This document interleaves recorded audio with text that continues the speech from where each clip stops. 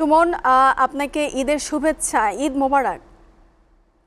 আমাদেরকে একটু জানাবেন যে বিশ্বের দীর্ঘতম সমুদ্র সৈকতে ঈদের পরদিন মানুষের উচ্ছ্বাস কেমন দেখতে পাচ্ছেন আপনি? মুনিয়া, পৃথিবীর দীর্ঘতম সমুদ্র সৈকত থেকে যেখানে লাখো মানুষের মিলন মেলায় পরিণত হয়েছে, সেই জায়গা থেকে আপনাকেও ঈদের শুভেচ্ছা না জানালেই নয়। আপনাকে ঈদ মোবারক। মুনিয়া, আছে এই মুহূর্তে সুগন্ধা পয়েন্টে, যেটি কক্সবাজার সমুদ্র সৈকতের তিনটি যে পয়েন্ট রয়েছে, সমুদ্র সৈকতের যে point, Laboni point, Kolatoli point, Sugandha point, আর সবচেয়ে বেশি পর্যটকের অবস্থানটা হয় সুগন্ধা পয়েন্টে। আমি সেখানে আছি এখন। আমার ঠিক চারপাশটা হয়তো বা আমার ক্যামেরা পার্সনের সহযোগিতায় দেখাতে পারছি কিনা জানি না, আমার ঠিক চারপাশে কিন্তু অসংখ্য পর্যটক রয়েছে। যেই পর্যটকগুলো তারা দীর্ঘ 1 মাস পর্যন্ত অপেক্ষায় ছিলেন যে রমজান মাস গেল, সেই রমজান মাসে একদিকে কক্সবাজার সমুদ্র সৈকতে দীর্ঘ সময়ের জন্য খরা নেমেছিল, অন্যদিকে ঈদ পরবর্তী সময়ে তারা যে আসবে, মেহমানরা আসবে, সেই আকাঙ্ক্ষায় কিন্তু পর্যটক সেবীরা তারা অপেক্ষায় ছিল এবং সেই অপেক্ষার প্রহর গুনতে গুনতে অবশেষে আজকে ঈদের তৃতীয় দিন।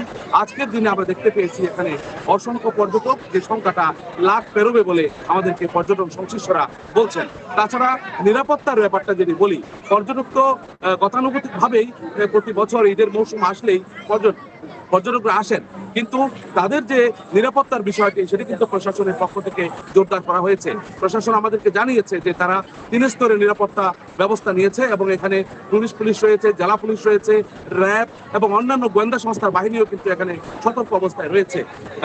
এর বাইরে যদি বলি, তাহলে জেলা প্রশাসনের পক্ষ থেকে নির্বাহী ম্যাজিস্ট্রেট রয়েছে 3 জন, 3টি পয়েন্টে, Laboni point, Sugandha point, Kolatoli point, এই 3টি পয়েন্টে 3 জন নির্বাহী ম্যাজিস্ট্রেট দায়িত্ব পালন করছে, যাতে ভ্রাম্যমাণ আদালতের মাধ্যমে অপরাধীকে সাজা দেওয়া হয় এবং তাদের শাস্তিটা নিশ্চিত করা হয়।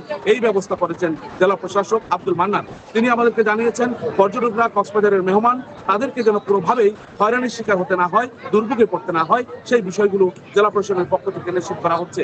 জেলা পুলিশ এবং পুলিশের পক্ষ থেকেও আলাদাভাবে নিরাপত্তা ব্যবস্থা জোরদার করা হয়েছে। কক্সবাজার, আপনি জানেন যে এটি দেশের প্রধান বিনোদন কেন্দ্র। এখানে আসলে পর্যটকরা আসবেন, এখানে বিদেশি পর্যটকরাও কিন্তু রয়েছে, এটি কিন্তু না বললেই নয়। সব মিলিয়ে কক্সবাজার এখন টয়টম্বুর অবস্থা, আর মেরিন ড্রাইভ দিয়ে কিন্তু টেকনাফ পর্যন্ত যে বিশাল সমুদ্র সৈকতের এরিয়া রয়েছে, সেখানেও কিন্তু পর্যটকদের আনাগোনা আমরা দেখতে পেয়েছি এবং হোটেলগুলোর পক্ষ থেকে আমাদেরকে ব্যবসায়ীরা জানিয়েছেন সেখানে তিল পরিমাণ ঠাঁই নেই এবং তাদের পুরো রুম খালি নেই। এই কথাটি আমাদেরকে পরিষ্কারভাবে তারা জানিয়েছেন।